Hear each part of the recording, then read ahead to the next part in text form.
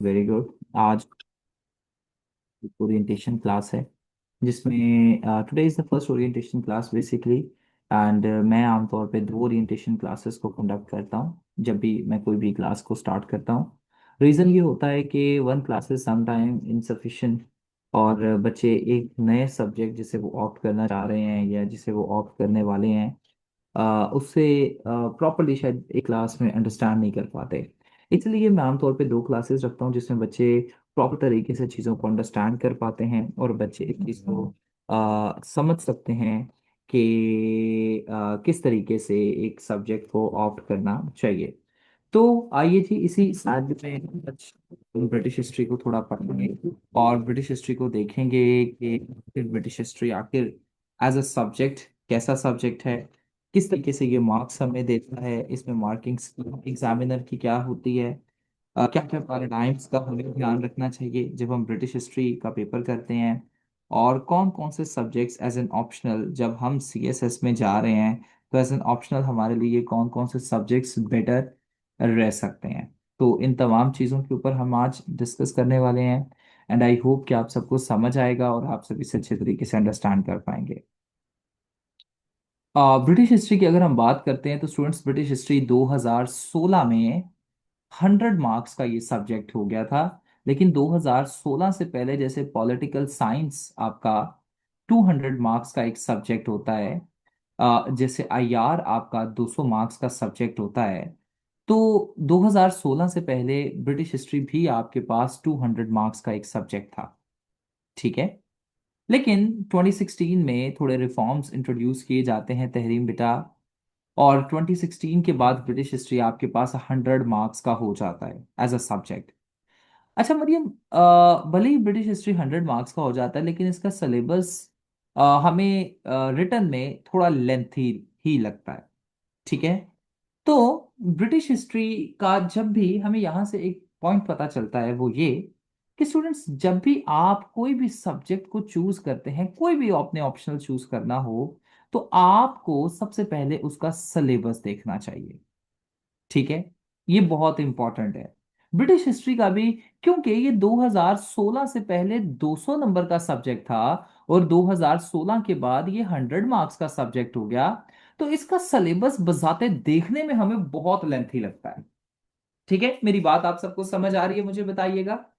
So British history हमें देखने में जब हम उसका सिलेबस देखते हैं तो हमें बहुत लेंथी लगता है। और ब्रिटिश हिस्ट्री को दो पार्ट्स में भी डिवाइड किया जाता है। ठीक है, पार्ट वन और पार्ट टू। क्योंकि ये 200 मार्क्स का था तो इसलिए इसे पार्ट वन और पार्ट टू में अभी भी डिवाइड किया जाता है। पार्ट वन में अगर हम एवरीबॉडी देखते हैं तो पार्ट वन में हमारे पास 1688 से 1837 तक का सारे इवेंट्स देखने को मिलते हैं। ठीक है।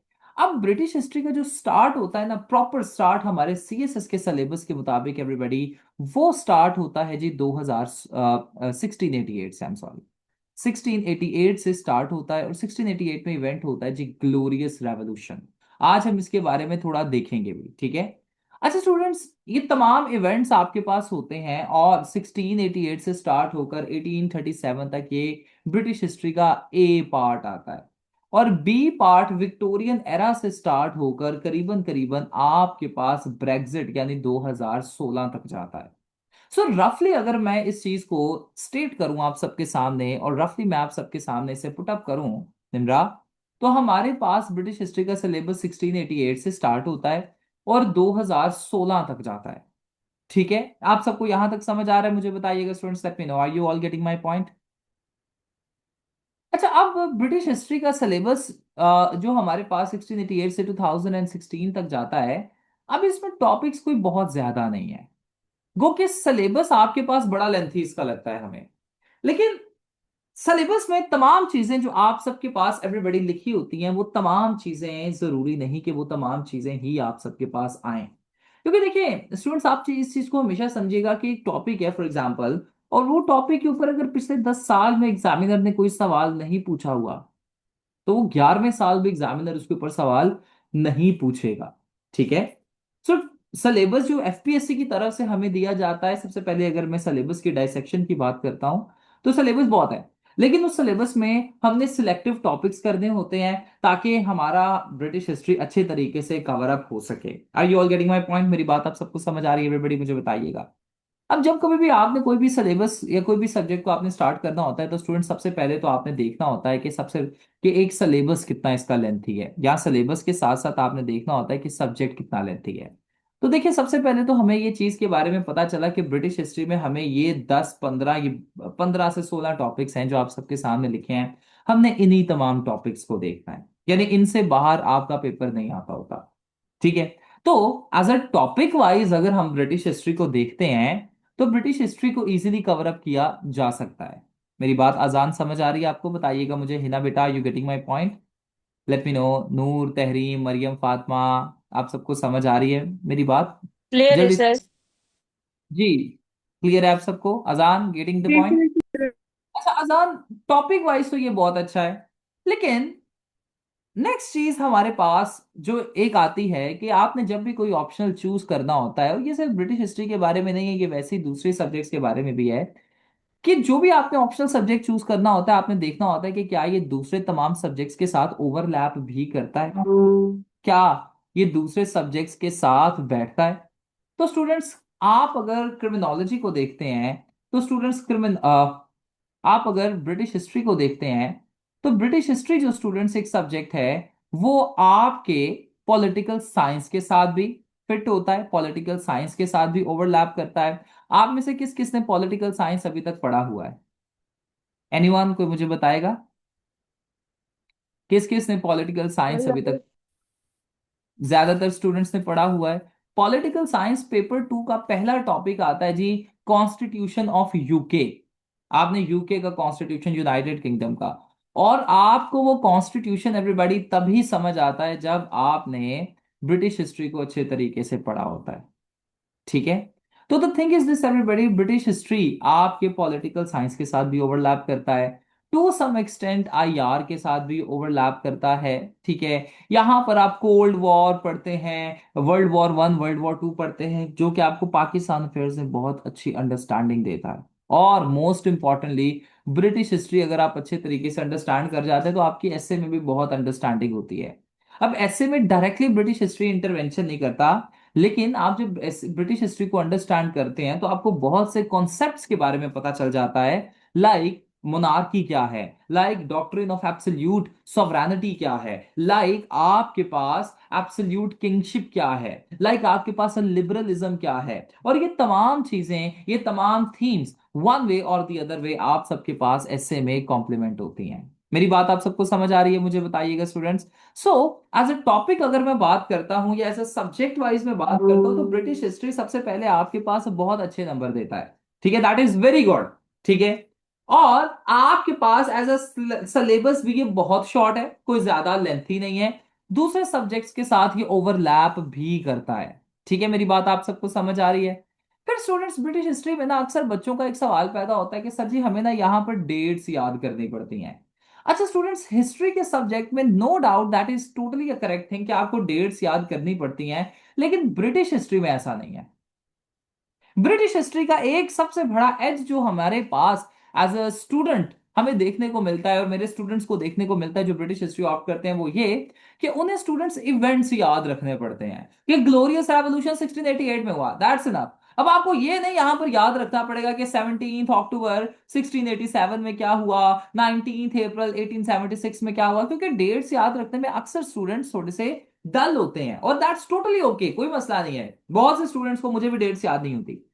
तो the thing is this everybody, dates British history का हिस्सा नहीं है। तो ये एक बहुत बड़ा मेरे पास एक एडवांटेज एज अ स्टूडेंट होगा कि मुझे तो डेट्स याद ही नहीं करनी पड़ेंगी। मेरी बात आप सबको समझ आ रही है? Fiza, are you getting my point? Tahreem, are you, आपको समझ आ रही है मेरी बात की? Maryam, Marfa, Hina, are you getting the point? Fiza, तो डेट्स जब याद नहीं रखनी पड़ेंगी तो मेरे लिए पॉइंट बड़ा आसान हो जाएगा। सो देखिए, अभी तक हमें पता चला कि British history as a subject easy है, लेकिन फिर एक बहुत बड़ा सवाल आता है कि सर जी क्या ब्रिटिश हिस्ट्री अच्छा नंबर भी देता है या नहीं? क्या इस पर हम बात करें एवरीबॉडी? आप सबको मैं अक्सर ये चीज बताता होता हूं कि स्टूडेंट्स, ब्रिटिश हिस्ट्री जो सब्जेक्ट है ना, कोई भी, बल्कि आप जब ऑप्शनल सब्जेक्ट को चूज करते हैं तो आप में ना उसका 1 से 2 साल का स्कोरिंग ट्रेंड देखना होता है। ठीक है, मेरी बात आप सबको समझ आ रही है? स्टूडेंट्स देखिए, स्कोरिंग ट्रेंड से मुराद है कि पिछले 1 या 2 साल में एग्जामिनर इस सब्जेक्ट को कितने नंबर दे रहा है। स्टूडेंट्स हमारे पास यूएस हिस्ट्री एक बेहतरीन सब्जेक्ट था, ठीक है। लेकिन मसला आप सबके पास ये होता है कि स्टूडेंट्स यूएस हिस्ट्री में एक अच्छे नंबर भी आते थे, एक इजी टू कवर भी था। और स्टूडेंट्स क्या होता है कि यूएस हिस्ट्री में ना 10-10 12-12 हजार हर साल बच्चा जाना शुरू हो जाता है। मेरी बात यहां तक आप सबको समझ आ रही है? मार्फा बेटा, यू गेटिंग द पॉइंट? मुझे बताइएगा। अच्छा मार्फा, जब आपके पास यूएस हिस्ट्री में 10-10 12-12 हजार बच्चे जाना शुरू हो जाते हैं, ठीक है, तो मसला यहां पर यह होता है कि एग्जामिनर चाहता है कि दूसरे तमाम सब्जेक्ट्स को भी इनकरेज किया जाए। यानी एग्जामिनर चाहता है कि सिर्फ यूएस हिस्ट्री की तरफ ही ना बच्चे जाएं। एग्जामिनर चाहता है कि बच्चे यूरोपियन हिस्ट्री की तरफ भी जाएं। एग्जामिनर चाहता है बच्चे ब्रिटिश हिस्ट्री की तरफ भी जाएं। इस वजह से एग्जामिनर जानबूझकर ब्रिटिश यूएस हिस्ट्री में कम नंबर देना शुरू हो जाता है। Are you getting my point Tahreem बेटा? यानी आप 80 नंबर का ही पेपर करके आएंगे, बच्चे कहते हैं सर जी नहीं, हम यूएस हिस्ट्री रखेंगे, हमारे अच्छे नंबर आएंगे, हम तैयारी ज्यादा कर लेंगे। स्टूडेंट्स आप दुनिया जहान के इंटरनेशनल ऑथर्स को पढ़ के आप यूएस हिस्ट्री का पेपर अटेम्प्ट करें एंड आप 80 से 90 नंबर का पेपर अटेम्प्ट कर दें। लेकिन जब एग्जामिनर किसी सब्जेक्ट को हिट करता है तो उसने जानबूझकर कम नंबर ही देने हैं। फॉर एग्जाम्पल 10 हजार बच्चे इस सब्जेक्ट में अपीयर हुए, तो एग्जामिनर क्या करता है, कहता है जी अच्छा यूएस हिस्ट्री में 10 हजार बच्चे अपीयर हुए हैं, चलो जी उन सब में -40 कर दो। अब आपके 80 से 90 नंबर ही बन रहे होंगे यूएस हिस्ट्री में, that's no doubt, there is no doubt in that. लेकिन जब आपके भी 80 नंबर हैं तो -40 होगा तो कितने नंबर हो जाएंगे, कोई मुझे बताएगा? एनीबडी? ये मैं बड़ा टेक्निकल पॉइंट आप सबको बता रहा हूं, एनीवन? सर 40 हो जाएंगे। और जिस बेचारे के आए ही 60 हैं, या जो एज पर पास कर रहा है 40 पे, उसके कितने हो जाएंगे? और यही सिनारियो हमें देखने को मिला। यूएस हिस्ट्री जब फेल होता है 2023 में, तो बच्चे कहते हैं कि सर जी हमने तो 60-60 नंबर का, 70-70 नंबर का पेपर किया था, लेकिन हमारे नंबर ही 20 आ रहे हैं, हमारे नंबर ही 25 आ रहे हैं, हमारे नंबर ही 33 आ रहे हैं। रीजन इसका क्या है? रीजन ये है कि एग्जामिनर ने जानबूझकर इस सब्जेक्ट में कम नंबर दिए ताकि बच्चे दूसरे सब्जेक्ट्स की तरफ भी जाएं। सो आपने जब भी कोई सब्जेक्ट एवरीबॉडी चूज करना होता है, this is not just for British history, this is for other subjects as well. ये जूम यूजर कौन है जी? मेरी बात समझ आ रही है आपको? जूम यूजर ये टेक्नो कौन है? Are you getting my point? Mariam Fatima, आपको समझ आ रहा है? फिजा, हिना, आपको समझ आ रहा है? आफाक, अफादिया, सबको समझ आ रहा है अक्सा? तो स्टूडेंट्स अब लेकिन ब्रिटिश हिस्ट्री का एक मसला पता है, पॉजिटिव एस्पेक्ट क्या है, कि ब्रिटिश हिस्ट्री अभी हिट ही नहीं हो रहा। ऐसा पता है क्यों? क्योंकि ब्रिटिश हिस्ट्री में ज्यादा स्टूडेंट्स आते ही नहीं है अभी। ब्रिटिश हिस्ट्री में आपके पास जो स्टूडेंट्स आ रहे हैं वो हर साल 200, 250, 210, मेरे ख्याल से पिछले साल 210 स्टूडेंट्स 2026 में अपीयर हुए हैं, सिर्फ 210। यूरोपियन हिस्ट्री में भी ज्यादा इवन जा रहे हैं अब तो जिस सब्जेक्ट में ज्यादा बच्चे जाएंगे वहां पर मसला होता है। लेकिन जब ब्रिटिश हिस्ट्री में जा ही 210 रहे हैं, जा ही 170 रहे हैं, 250 रहे हैं, तो स्टूडेंट्स ऐसे सब्जेक्ट्स को वो डिस्करेज नहीं करता। और आप अगर देखिए तो ब्रिटिश हिस्ट्री में अगर आपकी बड़ी बेसिक सी प्रिपरेशन है ना, कोई बहुत अच्छी प्रिपरेशन नहीं है, एवरेज प्रिपरेशन के साथ आप जाते हैं तो 60 नंबर तब भी आपके आ जाते हैं। और अगर आप बहुत एनालिटिकल राइटिंग के साथ जाते हैं तो 60-70 आ जाते हैं। और अगर 70+ आपने लेकर जाना है तो फिर आपको कांस्टेंट प्रैक्टिस ब्रिटिश हिस्ट्री की करनी पड़ेगी। और मेरे स्टूडेंट्स के 75+, इवन 80 भी मैंने देखे हैं ब्रिटिश हिस्ट्री में। और द थिंग इज दिस कि उनकी कोई बहुत ही ज्यादा प्रैक्टिस नहीं थी जैसे एसए की और दूसरे सब्जेक्ट्स की होती है, लेकिन with good analytical skills they got very good marks. तो स्टूडेंट्स ब्रिटिश हिस्ट्री में अगर आप देखें तो एक तो इसका सिलेबस भी शॉर्ट है, ठीक है, हम अगर इस चीज को देखें इसका सिलेबस भी शॉर्ट है। सिलेबस शॉर्ट होने के साथ साथ आपके पास इसके टॉपिक्स भी बहुत कम है, ठीक है, यहाँ पर डेट्स भी हमें याद करने की जरूरत नहीं है, और इवन स्कोर भी अच्छा दे रहा है। क्यों आफाक, मेरी बात समझ आ रही है आफाक? तो आफाक के तमाम फैक्टर्स जब ब्रिटिश हिस्ट्री में पाए जाते हैं तो इस वजह से ब्रिटिश हिस्ट्री एक बड़ा ही फेवरेबल सब्जेक्ट हो जाता है, आ, ताकि इसे ऑप्ट किया जा सके, ठीक है। बिकॉज हमारे पास अभी अपनी प्रिपरेशन में सिर्फ 5 महीने बाकी हैं, तो हमें वो वाले तमाम सब्जेक्ट्स को एवरीबडी चूज करना है जो कि छोटे हों, जो कि बहुत डिटेल्ड ना हो, और जो कि हमें अच्छे नंबर भी दें। और ब्रिटिश हिस्ट्री इन तमाम पैराडाइम्स पर एवरीबडी पूरा उतरता है। यहां तक आप सबको क्लियर है? कोई सवाल अगर आप में से किसी का है तो please you can go head and I will try to entertain you questions. जी अफादिया, अफाक, अक्सा, फिजा, हिना, मारफा, मरियम, निदा, निमरा, नूर, टेक्नो एंड हुमा, सबको समझ आ रहा है मुझे बताइएगा। Any questions? If you have any questions then you can let me know. अच्छा स्टूडेंट, सब ऐसे कौन से स्टूडेंट्स हैं जो 60 और 70 इसमें स्कोर हासिल करते हैं? सवाल पैदा होता है। स्टूडेंट्स वो ये वाले स्टूडेंट्स होते हैं जो कि हिस्टोरियंस को याद रखते हैं। क्योंकि ब्रिटिश हिस्ट्री स्टूडेंट्स आपके पास एक ऐसा सब्जेक्ट है मार्फा बेटा, जहां पर आप करप्शन परसेप्शन इंडेक्स के बारे में तो नहीं ना ऐड करेंगे। यानी ये जो लेटेस्ट फैक्ट्स एंड फिगर्स जा रहे हैं, आप ये लेटेस्ट फैक्ट्स एंड फिगर्स तो इसमें ऐड नहीं कर सकते। इसी तरीके से ना मार्फा बेटा बताइएगा क्यों अक्सर ऐसे ही है। निदा इसी तरीके से है अफाक, इसमें आप लेटेस्ट फैक्ट्स एंड फिगर्स नहीं ऐड कर सकते। तो फिर हम ऐड क्या करें? इसमें दो चीजें ऐड होती हैं। एक तो आपके पास इवेंट्स ऐड होते हैं और दूसरी जी कोटेशंस ऐड होती हैं। और ये जो कोटेशंस आपने ऐड करनी होती हैं, ये कोटेशंस आपने जो रिकमेंडेड बुक्स होती हैं या जो फेमस हिस्टोरियंस होते हैं उनकी ऐड करनी होती हैं। ठीक है। आप यहाँ पर फ्लो चार्ट्स वगैरह बना सकते हैं। फ्लो चार्ट्स का पता है ना, इन्फोग्राफिक्स जिसे हम कहते हैं, डायग्राम्स वगैरह, वो बना सकते हैं। फिजा इन्फोग्राफिक्स के साथ साथ आप क्या कर सकते हैं कि थोड़ा सा डिटेल्ड एनालिटिकल आंसर लिख सकते हैं। तो जब आप इन तमाम चीजों पर भी बड़ी फोकस करते हैं तो आपके अच्छे मार्क्स इसमें आ जाते हैं। यानी 60 से 70 तक इजीली इसमें मार्क्स आप अचीव कर सकते हैं। ऐसा कौन सा स्टूडेंट है जो 70 नंबर हासिल करता है? वो ऐसा स्टूडेंट होता है जो कि हिस्टोरियन के इवेंट्स को, ओपिनियंस को याद रखता है कि ट्रैवलियान ने यहाँ पर क्या कहा। और ये तमाम जो आपके पास ओपिनियंस हैं, ये तमाम के तमाम ओपिनियंस मैं आपको प्रोवाइड करूंगा। ठीक है। ये तमाम के तमाम, मैं इस दफा मेरा प्लान ये है कि ब्रिटिश हिस्ट्री के जो रेलिवेंट बुक्स हैं, वो रेलिवेंट बुक्स के साथ साथ मैं आपको ऐसा करूं कि मैं उन बुक्स की समरीज भी आपको प्रोवाइड कर दूं। ठीक है। साथ ही साथ ब्रिटिश हिस्ट्री में अच्छे मार्क्स उसके आते हैं जो कि टाइम लाइंस और फ्लो चार्ट्स को याद रखता है।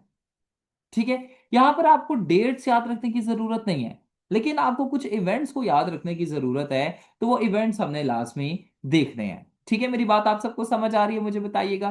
तो 60 और 70 नंबर लेना यहाँ पर ब्रिटिश हिस्ट्री में कोई रॉकेट साइंस नहीं है कि आपको थियोरीज अप्लाई करनी पड़ेंगी और ये काम करना पड़ेगा। जैसे आप सारे एक पाकिस्तान अफेयर्स का सवाल करते हैं, इंट्रोडक्शन से स्टार्ट करके कंक्लूजन से खत्म करते हैं, दरमियान में बॉडी पैराग्राफ लिखते हैं, बिल्कुल इसी तरीके से आप इसे भी अटेम्प्ट करेंगे। हाँ, फैक्ट्स एंड फिगर्स की जगह आप कोशिश करेंगे कि आप कोटेशंस को यहां पर पुट अप कर सकें। निदा मेरी बात आपको समझ आ रही है? And are you focusing on this? Nida, where are you Nida?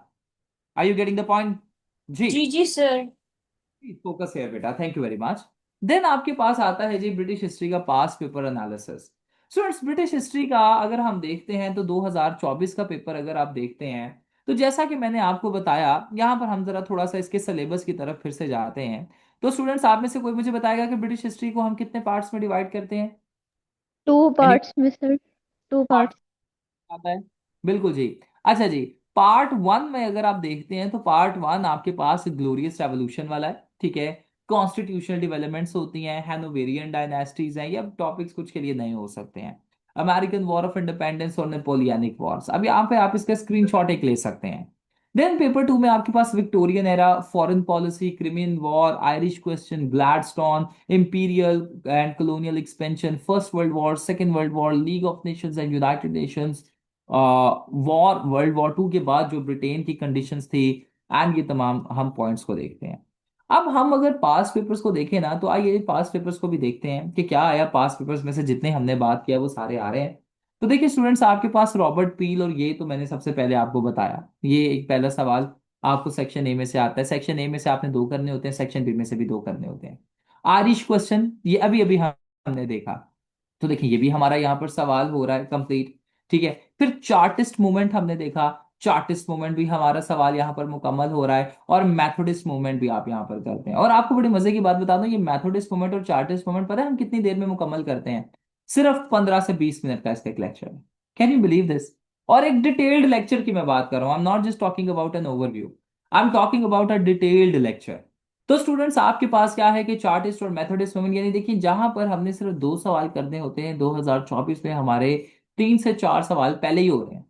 और सेक्शन बी में से भी दो सवाल करने होते हैं। तो मार्गरेट थैचर, ठीक है स्टूडेंट्स, अभी अभी हमने एंड पर एक पॉइंट यहां पर देखा, अगर आप यहां पर देखें तो स्टूडेंट्स, ये आप में से कोई मुझे पढ़ के बता सकता है कि what is this written? Afaq, where are you in the class? Afaq, Afaq, Afaq, आप पढ़ के बताएंगे कि ये आखिर जो मैंने हाईलाइट किया है सर्कल में, ये क्या लिखा हुआ है? वेयर यू आफाक? आफाक खान, मार्फा आप बताएंगे बेटा क्या लिखा हुआ है, नहीं तो मरियम फातिमा आप बेटा बता दें। ये पढ़ें जरा, व्हाट इज दिस। सर ये जो ग्लोरियस रेवोल्यूशन आपने हाईलाइट किया हुआ है। ये वाला, ये वाला, ये वाला second post last. War. Sir post war Britain. Britain. World war two होती है, और वर्ल्ड वॉर टू के बाद आपके पास आती हैं जी मार्गरेट थैचर, यह आपने पढ़ना है। और मार्गरेट थैचर के बाद आपके पास मार्गरेट थैचर के टाइम पर एक वॉर होती है जिसे कहा जाता है फाल्कलैंड वॉर इश्यूज। अब देखिए स्टूडेंट्स, आप इस चीज को देखिएगा कि फाल्कलैंड वॉर्स और मार्गरेट थैचर ये सारा का सारा आपके पास पेपर टू में आया हुआ है, पार्ट टू में आया हुआ है, ठीक है। जो 2024 का पेपर है, तो यहां पर ये भी आप कर सकते हैं। Cold war, world war two and cold war, ये भी हमने पढ़ना है। फाल्कलैंड वॉर अभी मैंने इसके बारे में डिस्कस किया है। डेविड कैमरॉन और कॉमनवेल्थ भी हम इसमें पढ़ते हैं। तो देखिए स्टूडेंट्स, यहाँ पर हमें देखिए पता चल रहा है कि जितना हमने टॉपिक्स को पढ़ा, उन तमाम टॉपिक्स में से हमारे पास ये सारे के सारे सवाल जो है वो मुकम्मल हो रहे हैं। मेरी बात आप सबको समझ आ रही है, मुझे बताइएगा students. Are you getting my point. कोई सवाल तो नहीं है, जल्दी से जरा मुझे बता दें। फिजा बेटा, मरियम फातिमा आपको समझ आ रहा है, नूर आपको क्लियर है समझ। सर। आइए अब थोड़ा सा ना जरा हम सिलेबस की तरफ देखते हैं। 2025 और 2026 के पेपर्स पर जाने से पहले ना, ठीक है, 2025 एंड 2026 के पेपर्स पर जाने से पहले मैं आपको टॉपिक्स बताता हूं कि जो टॉपिक्स हम पढ़ने वाले हैं, ठीक है, ताकि आप सबको समझ आ जाए। स्टूडेंट्स, सबसे पहले ग्लोरियस रेवोल्यूशन यानी ब्रिटिश हिस्ट्री स्टार्ट होता है जी 1688 से, ग्लोरियस रेवोल्यूशन से। अब देखिएगा ये पूरी कहानी में हमारा पूरा सिलेबस मुकम्मल हो जाएगा। स्टूडेंट्स बेसिकली क्या होता है कि 1688 में आपके पास जो किंग थे उनका नाम था किंग जेम्स टू, ये अपने पास लिख लीजिए एवरीबॉडी। ये सारे टॉपिक्स को आज हम यहां पर ही 50% हम यहां पर ही अंडरस्टैंड कर लेंगे। King James two basically Catholic थे, ठीक है, मेरी बात अंडरस्टैंड करने की सारी कोशिश कीजिएगा। और आपके पास जैसे मुस्लिम्स में दो सेक्ट होते हैं जी, मुसलमानों में दो बड़े सेक्ट कौन से हैं, कौन से दो बड़े मसलिक हैं, कोई मुझे सर बताएगा। शिया और सुन्नी, और सर इसमें कैथलिक और प्रोटेस्टेंट। शिया और सुन्नी सर। नहीं बेटा, मैंने सिर्फ क्रिश्चियंस मुस्लिम्स में पूछा है निदा, मैंने क्रिश्चियंस में तो पूछा ही नहीं है। अच्छा, आपके पास शिया, शिया सुन्नी कन्फ्लिक्ट। बिल्कुल। इसी तरीके से क्रिश्चियंस में दो बड़े फिरके हैं, एक है जी कैथोलिक और दूसरा था जी प्रोटेस्टेंट। यानी ग्लोरियस रेवोल्यूशन से पहले जो आपके पास किंग जेम्स टू थे वो थे जी कैथोलिक, ठीक है, और जो पार्लियामेंट थी ना वो थी प्रोटेस्टेंट। अब स्टूडेंट्स एक तरफ आपके पास क्योंकि किंग साहब थे जी कैथोलिक और वो कोशिश कर रहे थे कि कैथोलिकिज्म को प्रमोट किया जाए, और दूसरी तरफ जो पार्लियामेंट थी वो प्रोटेस्टेंट थी और वो चाहती थी कि प्रोटेस्टेंटिज्म को प्रमोट किया जाए। और इस वजह से क्योंकि जब किंग कैथोलिकिज्म को प्रमोट करना चाहते थे तो पार्लियामेंट उन्हें अपोज करती थी। मेरी बात आप सबको यहां तक समझ आ रही है, मुझे बताइएगा students, let me no. Marpha बेटा गेटिंग द पॉइंट। हिना आपको समझ आ रही है। अच्छा, अब एक तरफ आपके पास किंग साहब है जी, वो है जी किंग है जो आपके पास, वो है जी कैथोलिक, ठीक है। और एक तरफ, आई एम सॉरी, किंग है जी कैथोलिक, किंग है जी आपके पास कैथोलिक्स, कैथोलिक, और पार्लियामेंट है प्रोटेस्टेंट। तो स्टूडेंट्स क्या इनमें आपस में कोई कंफ्लिक्ट होगा, यस और नो में मुझे सिर्फ आंसर चाहिए जी। आप जी मुझे सर होगा सर। Yes sir. ये फिरके हैं अलग अलग, इनमें ना कंफ्लिक्ट होता है।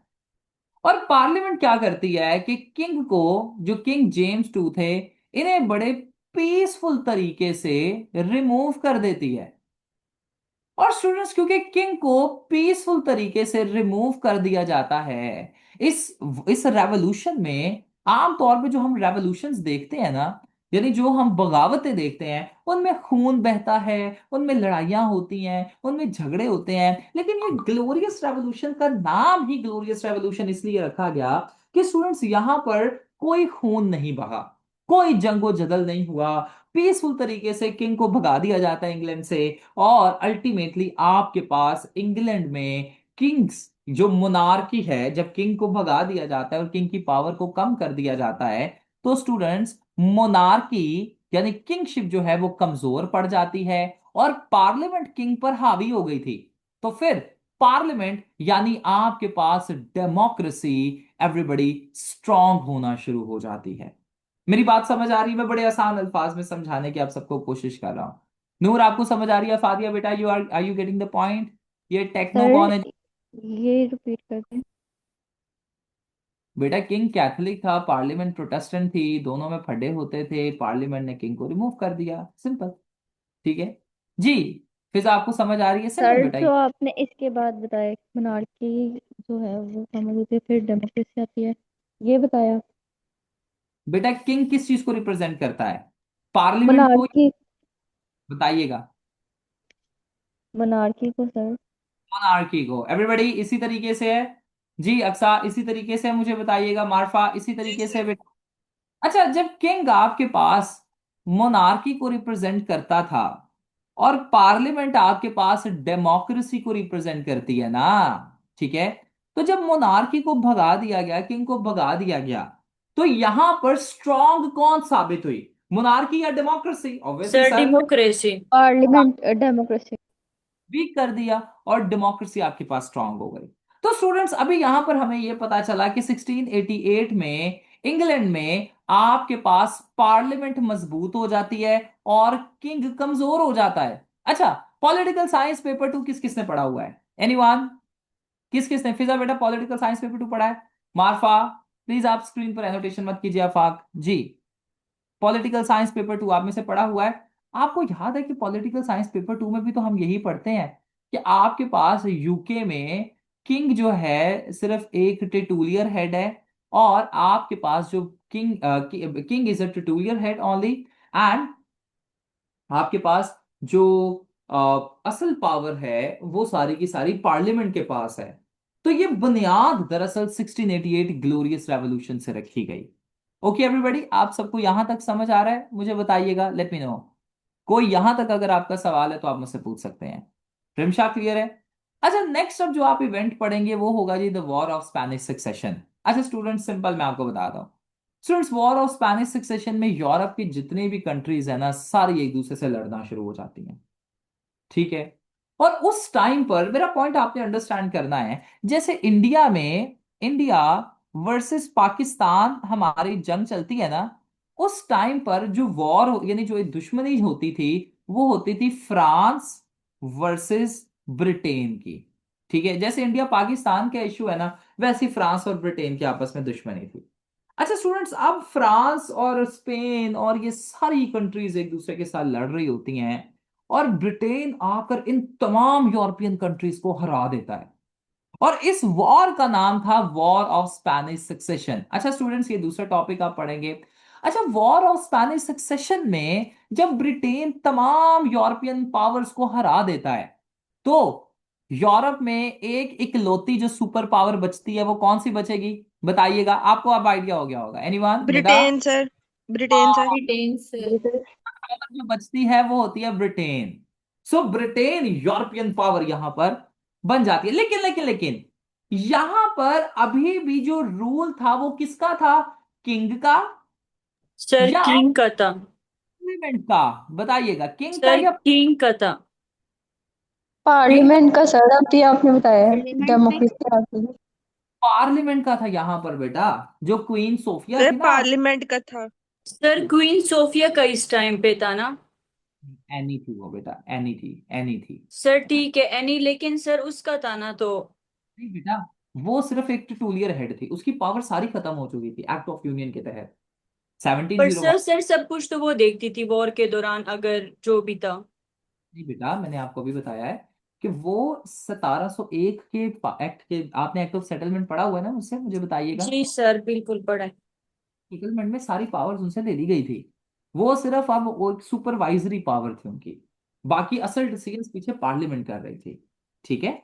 सो यहाँ पर किंगशिप या सारा का सारा जो किंग था, क्वीन थी, यहाँ पर वो एग्जिस्ट जरूर कर रही थी, लेकिन पावर सारी पार्लियामेंट के पास जा चुकी थी। सर ठीक है। फिर क्वीन क्यों आई, मतलब मोनार्की तो खत्म होगी, आपने बताया डेमोक्रेसी आ गई। मोनार्की बिल्कुल खत्म नहीं हुई। मोनार्की वहां पर 100 सालों से चलती आ रही थी, तो as a symbol of respect उन्होंने मोनार्की को खत्म नहीं किया बिल्कुल, बट क्वीन और किंग अभी भी उधर थे। ठीक है, वो अभी भी उधर रूल कर रहे थे, लेकिन जो उनका रूल है, पहले उनका एब्सोल्यूट रूल था। एब्सोल्यूट रूल से मुराद है वो किसी भी आते जाते बंदे को मार देते थे। लेकिन अभी जब आपके पास ग्लोरियस रेवोल्यूशन होता है, तो उसके बाद 1689 में बिल ऑफ राइट्स दिया जाता है, या पढ़ेंगे डोंट वरी, और 1701 में एक्ट ऑफ सेटलमेंट दिया जाता है, जिसमें किंग की पावर्स को लिमिट कर दिया जाता है। ठीक है बेटा, ओके। और सर यही या ना कि सारे पावर्स खत्म नहीं, उनकी पावर को बस लिमिट किया था। हाँ, लेकिन बेटा सारे के सारे रूल, ओके, लिमिट किसने किया था पावर को, बताइएगा। सर पार्लियामेंट ने पार्लियामेंट। सर। पार्लियामेंट ने ऑलराइट, तो असल पावर फिर किसके पास हुई यहाँ पर? Sir parliament. पार्लियामेंट के पास। लेकिन यहाँ पर ब्रिटेन एक सुपर पावर जी बन जाता है। अच्छा स्टूडेंट्स, जब ब्रिटेन सुपर पावर बनता है ना, तो स्टूडेंट्स ब्रिटेन क्या करता है कि अब थर्ड टॉपिक जो आप पढ़ेंगे वो पढ़ेंगे जी एक्ट ऑफ यूनियन। ब्रिटेन क्या करता है कि दूसरी कंट्रीज के साथ ही ना बेटा अब जरा ना यूनाइट होना शुरू हो जाता है। अच्छा, अक्सर हम कहते हैं बर्तानिया, या हम कहते हैं ब्रिटेन, या हम अक्सर वर्ड यूज करते हैं यूनाइटेड, यूनाइटेड किंगडम, राइट बेटा, ऐसा ही है ना? अब यूनाइटेड किंगडम में एवरीबॉडी आपके पास सिर्फ इंग्लैंड नहीं है, यूनाइटेड किंगडम में आपके पास चार कंट्रीज हैं।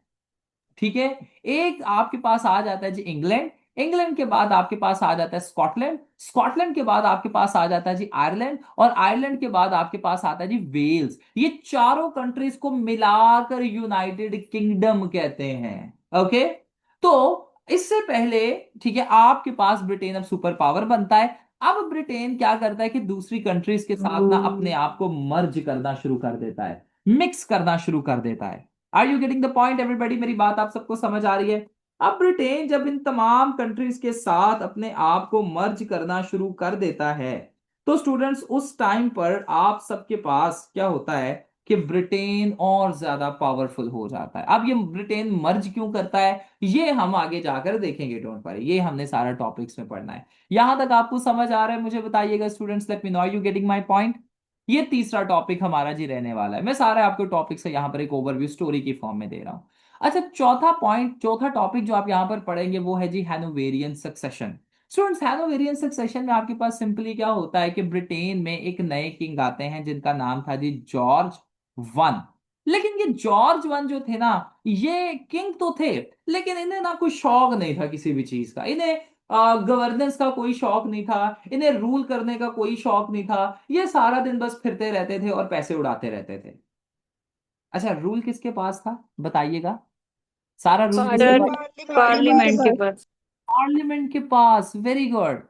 अब जॉर्ज वन जो थे ना, वो कहते हैं, एक पर्सन को बुलाते हैं, और उन पर्सन का नाम था जी ये रॉबर्ट वालपोल। और ये रॉबर्ट वालपोल को बुलाकर कहते हैं कि भाई साहब, जॉर्ज वन कहते हैं कि भाई साहब, मुझसे ये सारी चीजें नहीं देखी जाती, ना मुझे इंग्लिश आती है, ना मुझे कोई शौक है। तो ऐसा करो, सारी की सारी गवर्नेंस आप देखो, सारे के सारे मामलात आप देखो, हाँ जो मैं किंग हूं, मेरा जो हिस्सा है वो मुझे देते जाना। रॉबर्ट वालपोल कहते हैं जी सर जी कोई मसला ही नहीं है, ठीक है जी, हम आपके साथ हैं। अब किंग सारी की सारी गवर्नेंस से एवरीबडी बाहर चले जाते हैं, और सारी की सारी गवर्नेंस कौन कर रहे होते हैं मुझे बताइएगा जी? Sir Robert Walpole. सर इधर एक क्वेश्चन। Robert Walpole. अरे सर बेटा, let me complete first, wait a minute.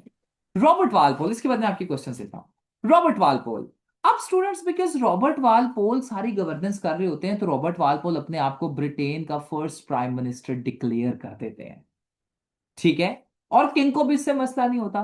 अब मैं आपको आपसे फिर एक सवाल पूछता हूं स्टूडेंट्स, जब रॉबर्ट वालपोल सारा का सारा रूल कर रहे थे और डेमोक्रेसी बड़ी प्रमोट होती है, इनकरेज होती है, और किंग साहब सिर्फ घूम रहे थे, पैसे वेस्ट कर रहे थे, तो स्टूडेंट्स डेमोक्रेसी मजबूत हुई या मोनार्की मजबूत हुई? Sir democracy. Democracy sir. सारे बताइए जी। वे आर यू नूर बेटा, मुझे आपकी आवाज नहीं आ रही। Marfa, I am not hearing your voice बेटा। अफाक, मुझे आप सबकी आवाज नहीं आ रही। सर असल में डेमोक्रेसी मजबूत थी, और जो ज्यादा वर्क किया था वो रॉबर्ट वॉलपोल ने किया था। बिल्कुल। अच्छा, अब हमारा यहाँ पर एक इंग्लिश में एमसीक्यू भी अक्सर आता होता है, और जीके का भी एमसीक्यू है कि who was the first prime minister of Britain, आपने ये बता देना है। अच्छा students, who was the first prime minister of Britain, मुझे कोई आंसर करेगा? Anyone? Robert Walpole. Robert Walpole. ठीक है। Who was the longest prime minister of sir Britain? चलो, Robert Walpole. Robert Walpole. Sir Robert, he rule for 20 years। जी 21 years. अच्छा students, अब जब अभी तक हमने ये देखा कि मोनार्की कमजोर होती जा रही थी वक्त गुजरने के साथ साथ, और आपके पास इंग्लैंड में डेमोक्रेसी मजबूत होती जा रही थी। अच्छा स्टूडेंट्स, जब डेमोक्रेसी मजबूत होती है ना, तो आपको पता है कि इन्वेस्टमेंट होती है, फिर इंडस्ट्रियों पर इन्वेस्टमेंट होती है, मॉडर्नाइजेशन पर इन्वेस्टमेंट होती है। और जब मॉडर्नाइजेशन हो रही थी, इन्वेस्टमेंट होती है डेमोक्रेसी के जरिए, तो उस टाइम पर इंग्लैंड में दो बड़े इवेंट्स होते हैं, agricultural revolution and industrial revolution. Industries में इन्वेस्टमेंट होना शुरू हो जाती है, लोग तरक्की कर जाते हैं, एग्रीकल्चर में इन्वेस्टमेंट होना शुरू हो जाती है। आपके पास पहले, इससे पहले क्या था कि शीप्स बहुत कमजोर थी, और स्टूडेंट्स शीप से हमें वुल मिलता है, जिसे आप उर्दू में ऊन कहते हैं, वुल मिलता है, और ये वुल इस्तेमाल होता है जी इंडस्ट्रीज में, ऐसा ही है ना। अब शीप्स भी कमजोर थी, ठीक है, आपके पास एग्रीकल्चरल सेक्टर भी बेटा बड़ा कमजोर था, और इसकी वजह से इंडस्ट्रीज का भी जो है वो बहुत थ्राइव नहीं थी कर पा रही, industries were weak as well. तो स्टूडेंट्स अब क्या होता है कि सबसे पहले होता है जी इंडस्ट्रियल रेवोल्यूशन। इंडस्ट्रियल रेवोल्यूशन में मोटी मोटी शीप्स हमारे पास आती हैं, लाइसेस्टर शीप आती है जिससे अच्छा गोश्त मिलता है, जिससे अच्छा वुल मिलता है। अच्छा, जब अच्छा वुल मिलता है तो वो अच्छा वुल जाता है जी इंडस्ट्रीज में, तो क्या इंडस्ट्रियल ग्रोथ होती है? बताइएगा, द आंसर इज यस। और इसी इवेंट को कहा जाता है इंडस्ट्रियल रेवोल्यूशन। मेरी बात आप सबको समझ रहे हैं, समझ आ रही है? तो देखिए स्टूडेंट्स, आपके पास ये आपका नेक्स्ट टॉपिक होने वाला है, पांचवा छठा टॉपिक है। कौन सा टॉपिक हो गया जी हमारा, कोई मुझे बताएगा? सर छठा ये टॉपिक है ये। Fifth one.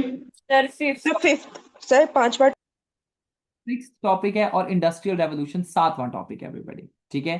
अब उसके बाद स्टूडेंट्स क्या होता है, अच्छा स्टूडेंट्स अभी मुझे, अब आप सबने ये बताना है कि अभी तक इंडस्ट्रियल रेवोल्यूशन होने तक ब्रिटेन में स्ट्रॉन्ग कौन था, किंग, मोनार्की या डेमोक्रेसी? Sir anybody? डेमोक्रेसी।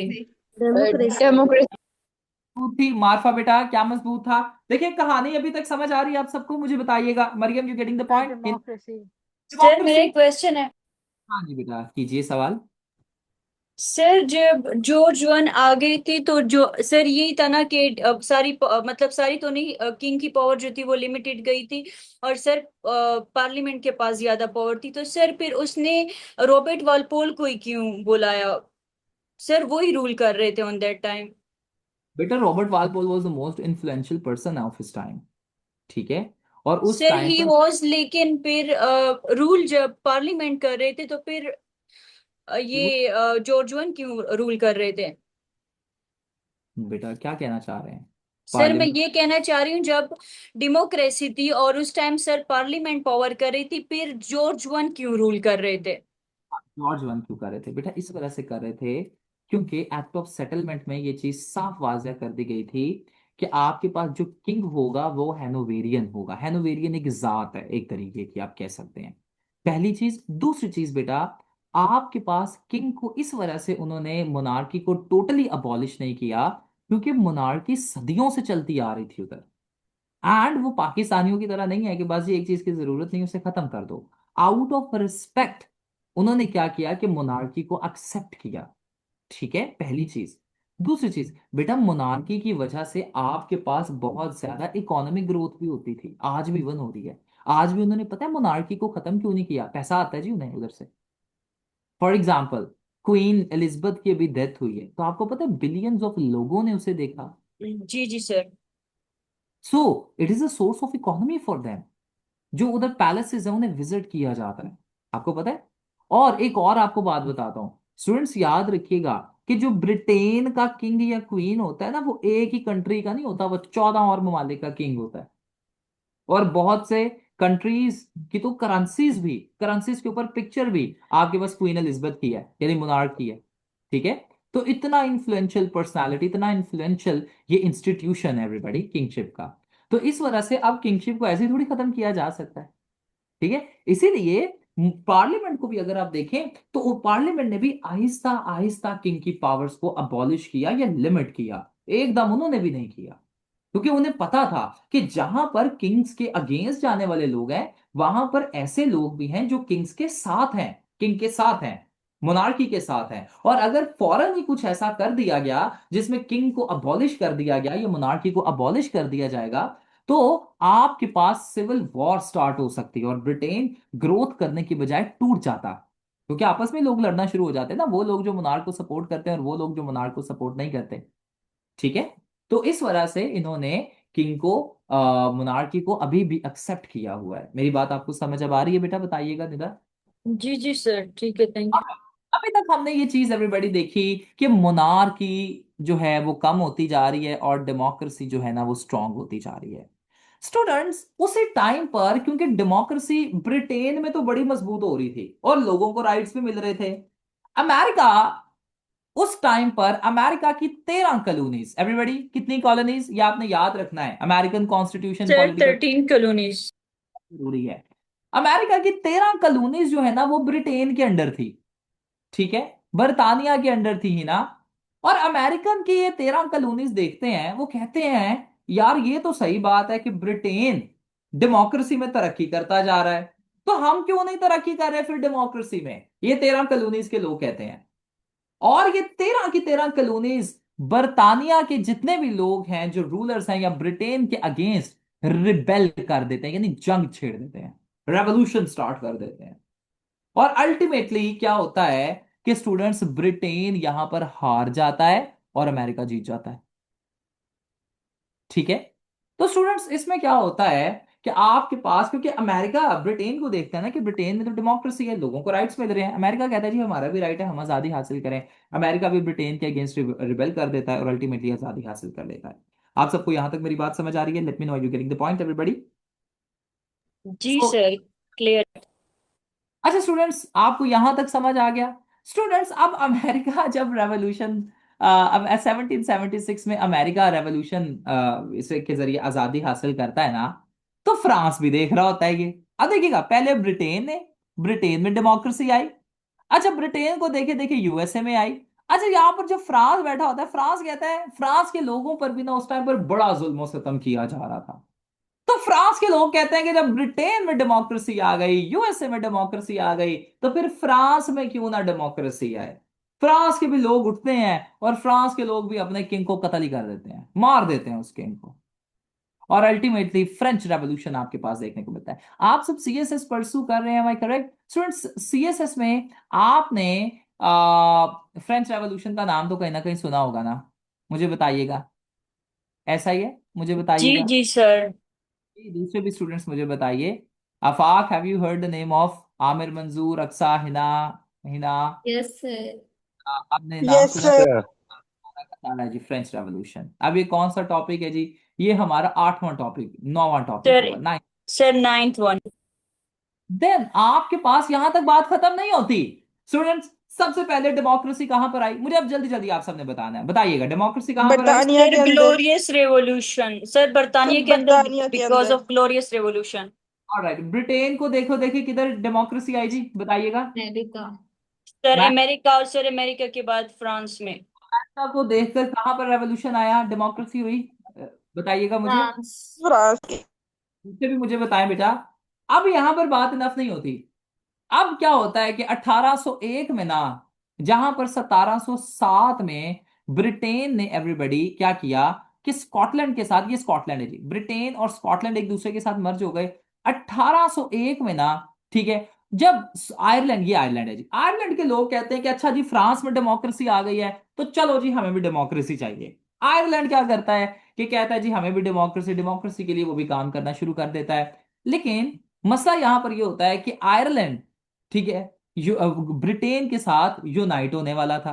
तो अल्टीमेटली ब्रिटेन क्या करता है, ब्रिटेन कहता है आयरलैंड को कि चलो जी आप हमारे साथ ऐसा करो, मिल जाओ, यूनाइट हो जाओ, इकट्ठे हो जाओ, आपके साथ हम हर तरीके से ताउन करेंगे। आयरलैंड कहता है ठीक है जी कोई मसला नहीं है। ऑपोजिशन होती है, आयरलैंड जो है काफी अपोज भी कुछ लोग करते हैं, लेकिन आयरलैंड इंग्लैंड के साथ यूनाइट हो जाता है। सो ये आपका 10वां टॉपिक रहेगा जी, एक्ट ऑफ यूनियन जिसे आप कहते हैं।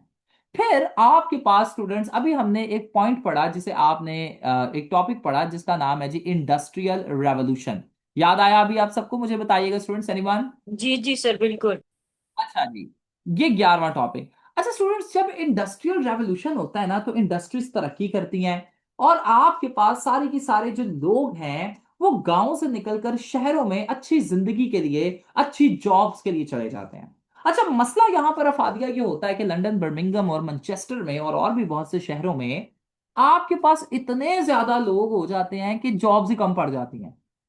और जब आपके पास पॉपुलेशन ज्यादा हो और जॉब्स ना हो तो एक फिनोमिना आपके पास सोसाइटी में जन्म लेता है। वो क्या फिनोमिना है, कोई सर बताना चाहेगा? क्राइम, वाई क्राइम क्राइम हो जाता एग्जिस्ट। है। क्राइम नहीं, क्राइम बड़ा सिंपल सा फिनोमिना है। You word about the name and आपने बोला भी है वो बहुत दफा। क्या होता है निम्रा बेटा, जब लोग ज्यादा हों और जॉब्स कम हो, सर क्या कहते पावर्टी आती अनएम्प्लॉयमेंट। है, अनएम्प्लॉयमेंट हो जाती है। अनएम्प्लॉयमेंट जन्म लेती है, आप में से किसी ने कहा बिल्कुल सही, अनएम्प्लॉयमेंट जन्म लेती है एवरीवन। अच्छा, आपके पास जब ये अनएम्प्लॉयमेंट जन्म लेती है ना, तो स्टूडेंट्स आपके पास लोग हो ना अपने राइट्स के लिए निकल आते हैं, ठीक है। और लोग क्या करते हैं कि एक मूवमेंट लॉन्च करते हैं जिसका नाम था जी चार्टिस्ट मूवमेंट, ठीक है। तो ये आप यहां पर बता सकते हैं, ठीक है। अच्छा स्टूडेंट्स, अब चार्टिस्ट मूवमेंट से के साथ ही आपके पास चार्टिस्ट मूवमेंट से पहले बेसिकली आपके पास पार्लियामेंट्री रिफॉर्म्स लॉन्च होते हैं।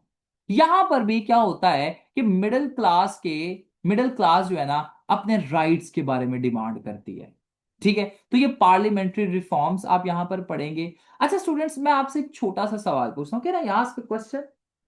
Late me know, can I जी आस्क अ जी क्वेश्चन? सर बिल्कुल। पार्लियामेंट्री रिफॉर्म्स, चार्टिस्ट मूवमेंट हो गई, ग्लोरियस रेवोल्यूशन हो गया, ग्लोरियस रेवोल्यूशन के बाद आपके पास रॉबर्ट वालपोल का एरा हो गया, इंडस्ट्रियल एंड एग्रीकल्चरल रेवोल्यूशन हो गया।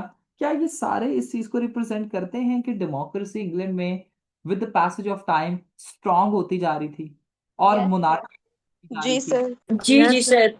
Yes sir. इतना सिंपल है, देखें कोई इसमें हमें, ये पूरा ब्रिटिश हिस्ट्री सिर्फ मोनार्की के और डेमोक्रेसी के इर्द गिर्द ही घूमता है।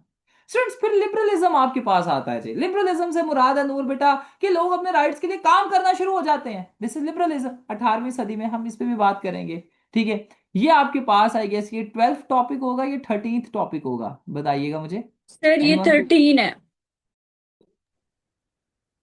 ये 12वां टॉपिक पार्लियामेंट्री रिफॉर्म्स हो गया। 13वां टॉपिक आपके पास हो गया जी लिबरलिज्म हो गया। अभी हमने पास पेपर्स को भी देखना है। फिर 14वां टॉपिक आपके पास कुछ पर्सनालिटीज हैं, रॉबर्ट पील, डिसराइली एंड ग्लैडस्टोन, ठीक है। ये और इनसे पहले एक विक्टोरियन एरा, विक्टोरियन एरा, और ये तीन हमने पर्सनालिटीज को यहां पर स्टडी करना है, ठीक है। ये 14th टॉपिक हो गया कि सर इनकी हमने पॉलिसीज टोटल क्या थी। कितने टॉपिक्स पढ़ने होंगे? ये तो अभी हम गिन रहे हैं ना, अभी तो अभी अब गिने, सर ये एक। 15 हो गए। अच्छा स्टूडेंट्स, नेक्स्ट आपके पास आता है जी विंस्टन चर्चिल। विंस्टन चर्चिल में अगर आप देखें तो स्टूडेंट्स, हम यहाँ पर he was the prime minister of Britain, and जैसे ही हम विंस्टन चर्चिल को पढ़ेंगे तो हम साथ ही वर्ल्ड वॉर वन को पढ़ेंगे, ठीक है।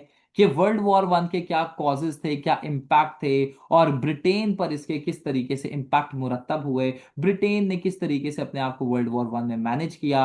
फिर जैसे ही स्टूडेंट्स वर्ल्ड वॉर वन खत्म होती है ना, तो आपके पास एक लीग बनती है, एक ऑर्गेनाइजेशन बनती है जिसका नाम था जी लीग ऑफ नेशन।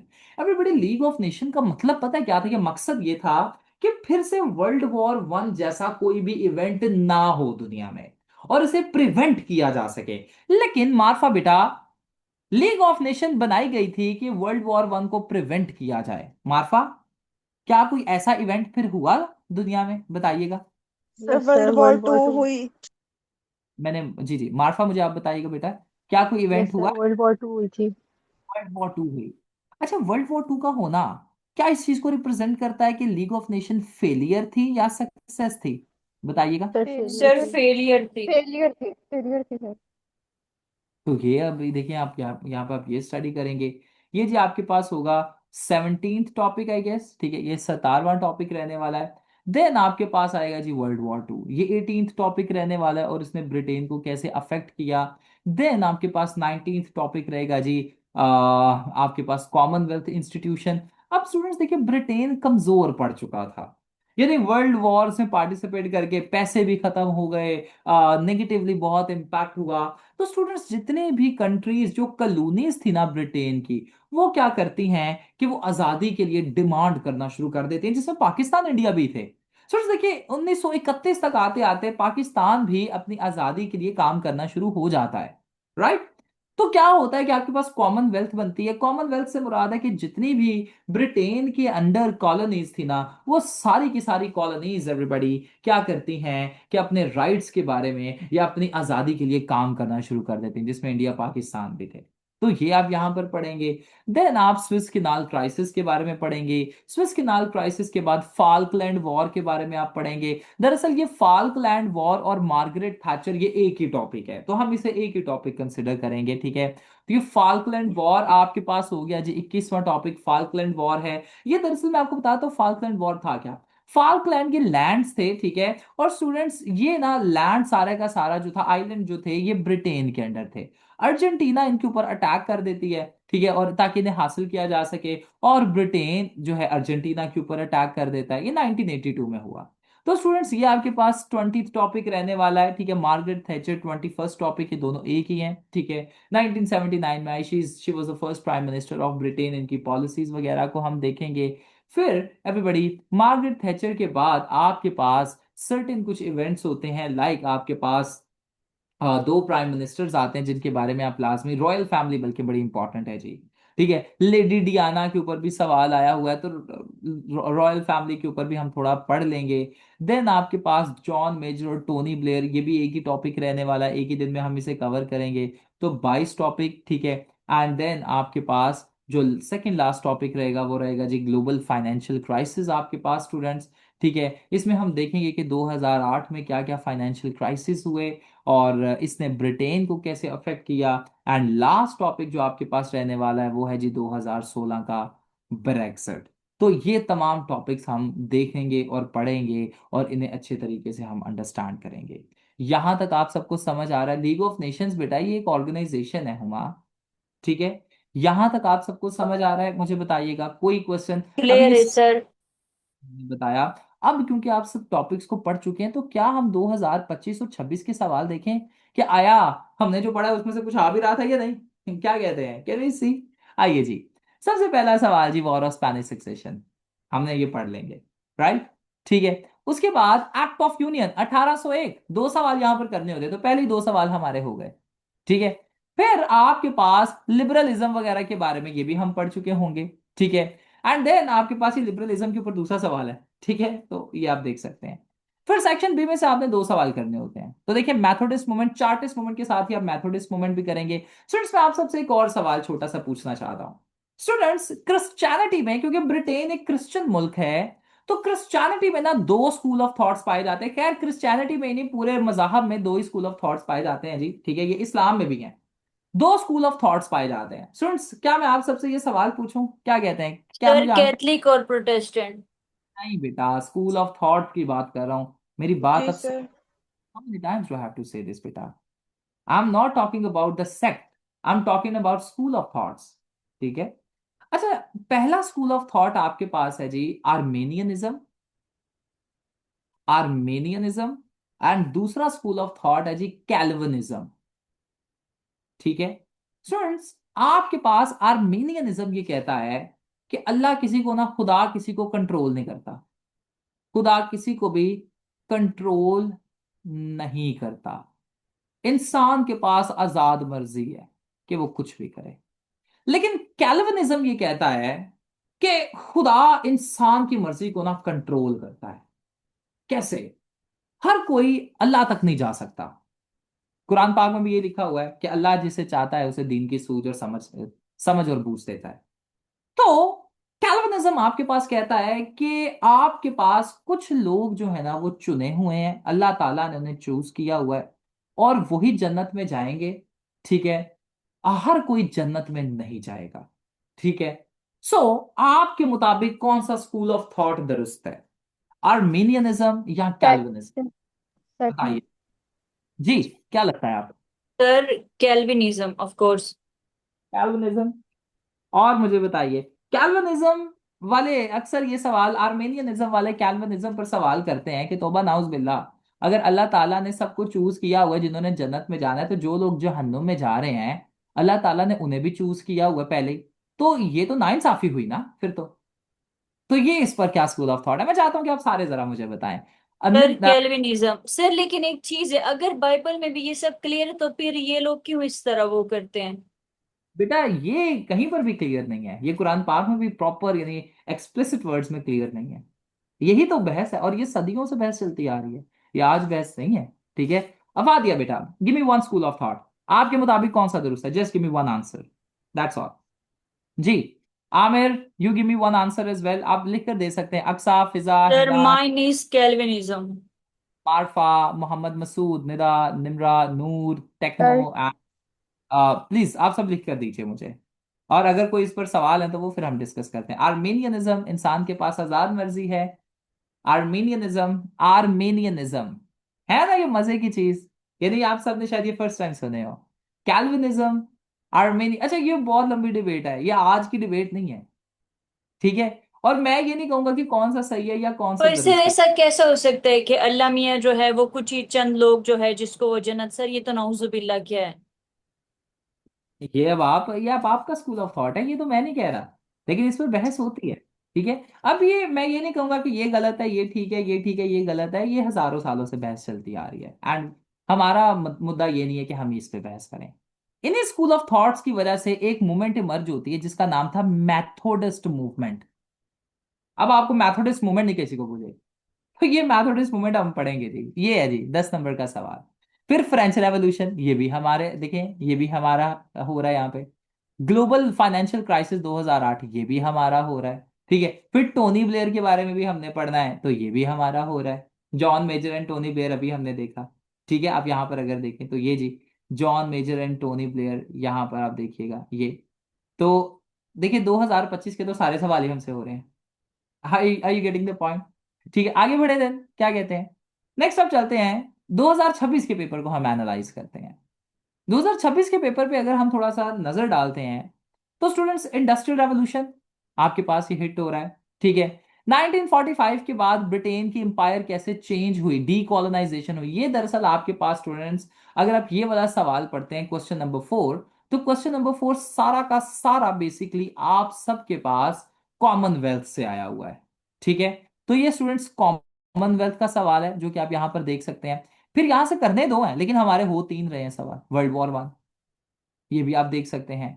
फिर आपके पास जॉन मेजर, ये आप देखें यहां से दो सवाल करने हैं, तो 10 नंबर के नोट्स में से ये हो रहा है। जब मैं आपको सारे की सारी रॉयल फैमिली कराऊंगा तो लेडी डियाना भी कवर हो जाएंगी। ब्रिटेन वॉर ऑन टेरर, अभी हमने टोनी ब्लेयर देखे, और टोनी ब्लेयर का जो हम पढ़ेंगे ना, तो स्टूडेंट्स टोनी ब्लेयर में हमने पढ़ना ही ये है कि ब्रिटेन का वॉर ऑन टेरर क्या था, ठीक है।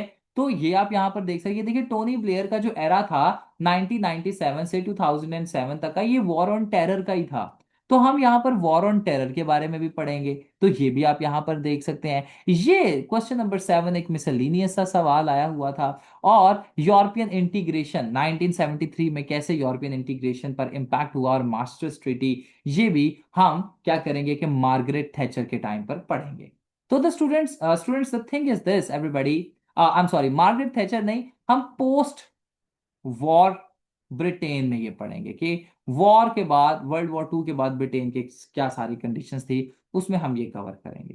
तो देखिए स्टूडेंट्स, हमारे 2026 के भी जो हमने टॉपिक्स अभी तक चूज किए हैं, जो मैं बच्चों को करवाता हूँ, उनमें सारे के सारे टॉपिक्स या पेपर कवर हो जाता है। यहाँ से हमें ये चीज़ पता चलती है कि ब्रिटिश हिस्ट्री का पेपर कोई बहुत ज़्यादा टेक्निकल या कोई बहुत ज़्यादा डिफिकल्ट नहीं है, बल्कि अगर हम लिमिटेड टॉपिक्स को अच्छे तरीके से प्रिपेयर करते हैं, तो वो टॉपिक्स अच्छे तरीके से हम उन्हें अटेम्प्ट कर सकते हैं।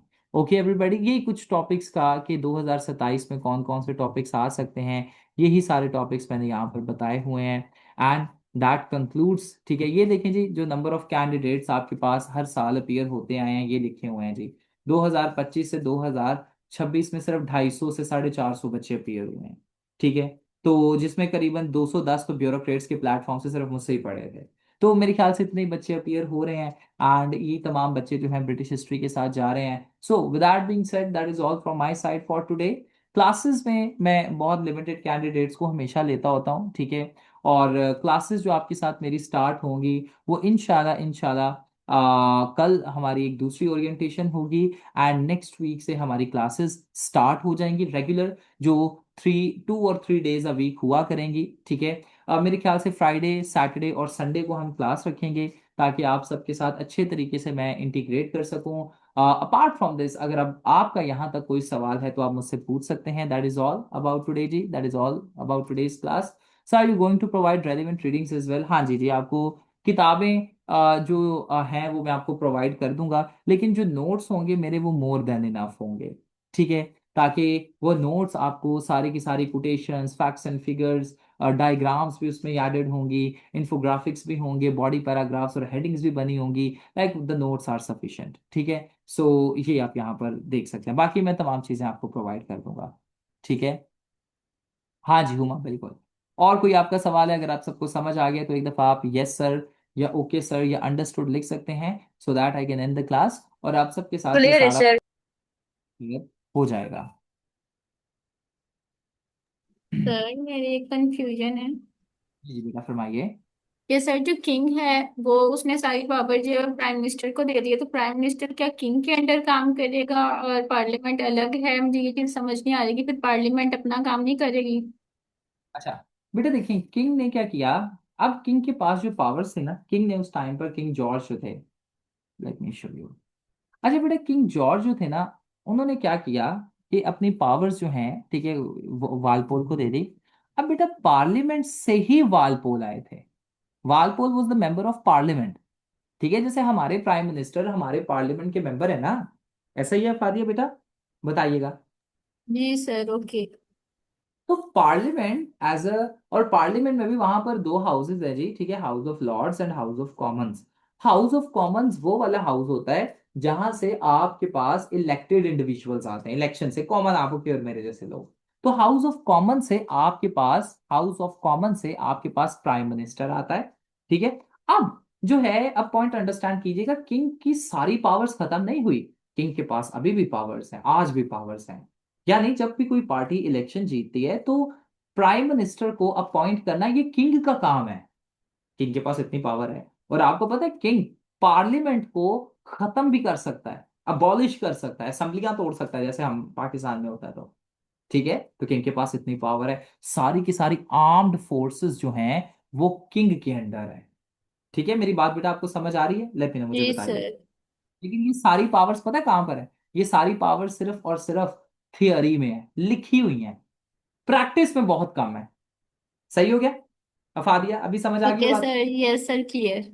ऑलराइट जी। एनीबॉडी, कोई और आपका सवाल है तो please feel free to ask anything. In case of silence for the next 10 seconds I will end the class. And आप सबके साथ जो है, नेक्स्ट वीक से इंशाल्लाह फ्राइडे से क्लासेस स्टार्ट हो जाएंगी। फ्राइडे को हमारी नेक्स्ट क्लास, कल हमारी सेकंड ओरिएंटेशन होगी जिसमें हम एक टॉपिक को डिस्कस भी करेंगे। ठीक है। और कल जो हमारी ओरिएंटेशन होगी वो 2 बजे होगी। ओके। तो आप सबके साथ आपके रिस्पेक्टिव ग्रुप्स में लिंक शेयर हो जाएगा। And I see you tomorrow. अल्लाह हाफिज जी, I am ending the class.